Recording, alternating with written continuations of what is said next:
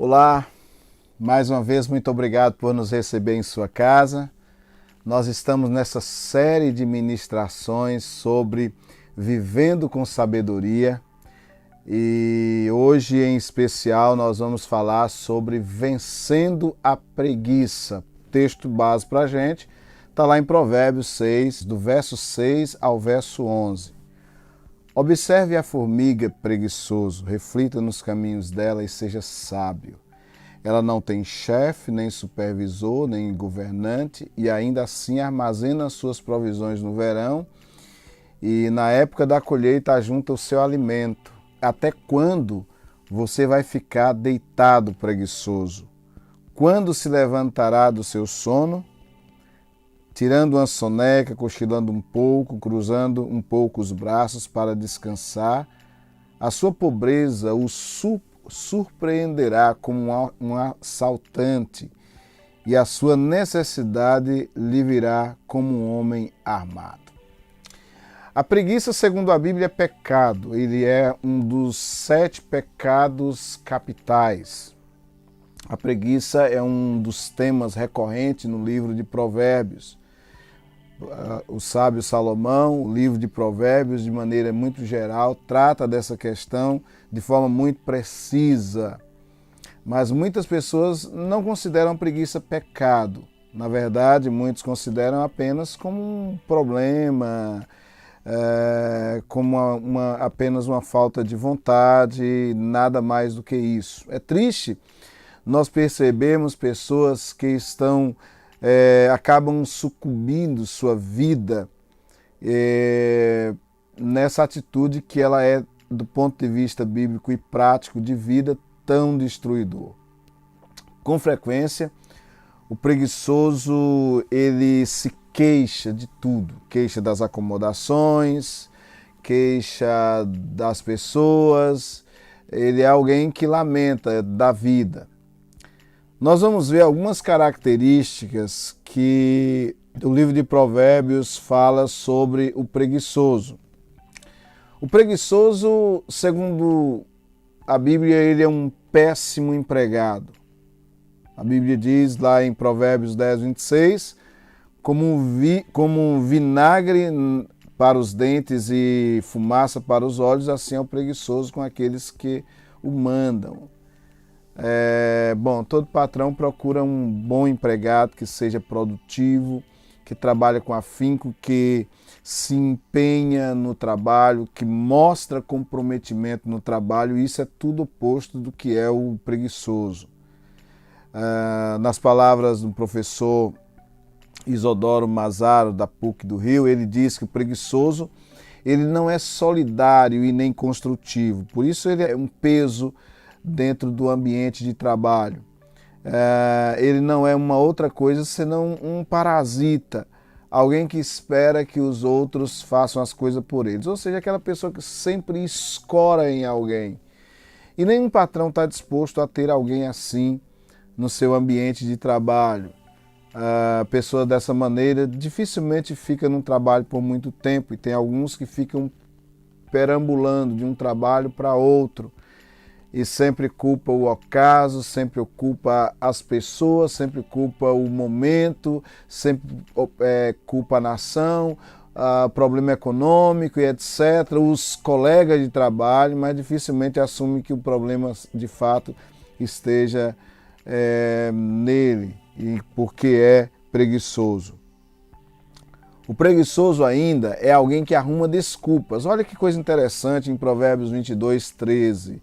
Diz o preguiçoso, um leão está lá fora, serei morto no meio da rua. O preguiçoso é assim. O preguiçoso é alguém que sempre se justificará por não encarar o real problema da vida dele, que é a preguiça. Tudo em sua vida pode mudar desde que você reconheça e procure o caminho de mudança. Mas o preguiçoso não é assim. Ele arruma uma desculpa para cada momento, ele tem uma explicação por que não fez, por que não faz, por que não se move. Então, o preguiçoso é alguém que arranja muitas desculpas. Em terceiro lugar, o preguiçoso se abdica da responsabilidade de gerir a vida. A vida é tanto um privilégio quanto uma responsabilidade. Deus, no ato da criação, ele deu ao homem essa responsabilidade de gerir a vida, gerir o mundo, governar o mundo que ele criou. A Bíblia fala que Deus criou todas as coisas e entregou a Adão a responsabilidade de governar sobre a sua criação. Então, todo trabalho é uma continuação da atividade criadora de Deus, da atividade que Deus incumbiu ao primeiro casal. Deus deu ao homem essa responsabilidade do trabalho. O trabalho não é um problema, o trabalho foi dado muito antes do pecado. Deus deu ao homem a responsabilidade de cuidar do ambiente onde eles viviam. E o preguiçoso, ele falha nessa cooperação com Deus, de pôr ordem no caos, de organizar o que está desorganizado. O preguiçoso, ele cruza os braços para que Deus faça tudo sozinho. Interessante que a salvação foi de graça e Deus fez isso sem precisar da gente. Mas Deus, ele optou em trabalhar com a gente em todas as outras coisas. Deus quer a nossa participação em todas as coisas. A gente vê que muitos milagres de Jesus, inclusive, foi feito com a cooperação do homem. Jesus ressuscitou Lázaro, mas pediu aos homens que removessem a pedra. Enfim, Deus faz tudo em parceria e Ele quer que o homem participe da vida. Ele quer que o homem arregace a manga da camisa e participe com ele desse ato criativo desse mundo que está em constante mudança e em constante transformação.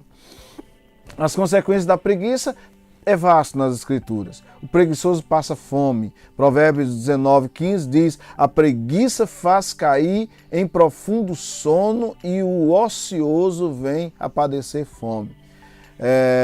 Quase nunca paramos para perguntar o fato de uma pessoa que está passando por necessidade, por que ele está passando. Eu sei que você deve ser como eu, quando vê alguém passando por fome, por necessidade, nós queremos imediatamente arregaçar a manga da camisa e ajudar. Mas há uma questão dentro da gente que a gente, especificamente, eu gosto muito de pensar em uma conversa com a pessoa que está passando por dificuldade. Tem alguém que está passando por necessidade e de fato está passando por necessidade. Tem outras pessoas que estão passando por necessidade, mas de fato não está realmente fazendo nada para mudar o quadro. São pessoas preguiçosas.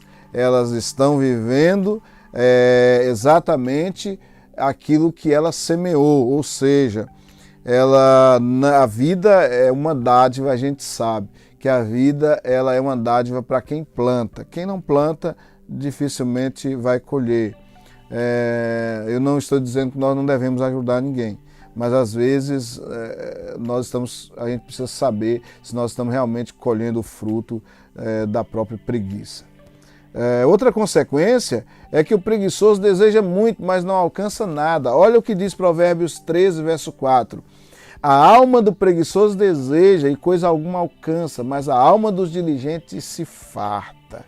Tem gente que tem muitos sonhos, mas nunca arregaçou a manga da camisa para correr atrás dos sonhos, suar para alcançar. A maneira de Deus fazer essas coisas em nossa vida é pelo trabalho. Nós não temos outra alternativa. Todos os anos, final de ano, nós lançamos os nossos projetos de vida, que são nossas metas, nossos sonhos, aquilo que nós queremos alcançar. Mas o preguiçoso, ele só escreve, ele encruza os braços e vai repousar.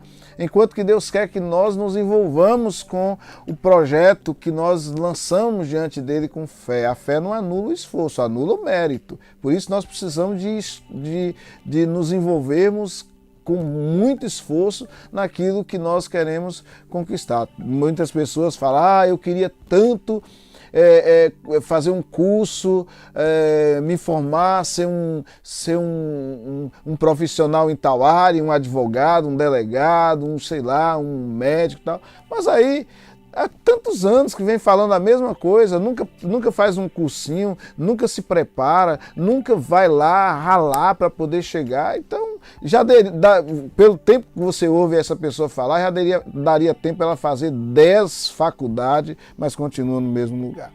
E em terceiro lugar, A preguiça, ela tem duas filhas, a omissão e a negligência. Olha Eclesiastes 10, 18. Por muita preguiça se enfraquece o teto e pela frouxidão das mãos a casa goteja. Você deve saber disso, né? Muitas discussões acontecem no lar porque algo que deveria ser feito não está sendo feito. Foi deixado de fazer, ou foi deixado para depois. E isso cria uma instabilidade dentro de casa. Tem um preguiçoso, gente, que a goteira começa o telhado quebra uma telha, há alguma situação e começa a gotejar, o preguiçoso vai lá, em vez de consertar o telhado, coloca uma vasilha embaixo para parar a água. Então ele só lembra daquilo quando está chovendo e está danificando móveis dentro de casa, mas ele corre lá e, em vez de resolver o problema, vai lá e coloca uma vasilha para parar a água. E é assim, infelizmente, a vida do preguiçoso. Por preguiça que algumas mulheres no trabalho doméstico faz algo mal feito, prejudicando não só a vida dos filhos, como também a vida de toda a família, né? Uma pessoa que se recusa a cuidar do seu lar, cuidar da sua casa, a pôr a comida na mesa para que todos possam comer juntos, não é? O serviço de casa, a casa, quando se entra na casa, parece né? E tem também homens que têm o carro cheio de bugiganga, cheio de coisas, cheio de remendo, cheio de arame amarrado, né? E o preguiçoso é assim, ele fica dando jeitinho para não arregaçar a manga da camisa e partir para a luta e fazer as coisas acontecer. Que Deus nos ajude. E que a preguiça, de fato, passe longe da nossa vida. Se porventura você tem sido assediado pelo pecado da preguiça, hoje mesmo, se levante, arregace a manga da camisa, parte para a vida, Deus é contigo e Ele vai te ajudar a conquistar aquilo que você tem buscado e sonhado. Deus abençoe a você. As perguntas de envolvimento, as perguntas de compartilhamento está aí na sequência do vídeo. Leia, discuta com o seu grupo, participe, seja edificado e até a próxima, se Deus quiser.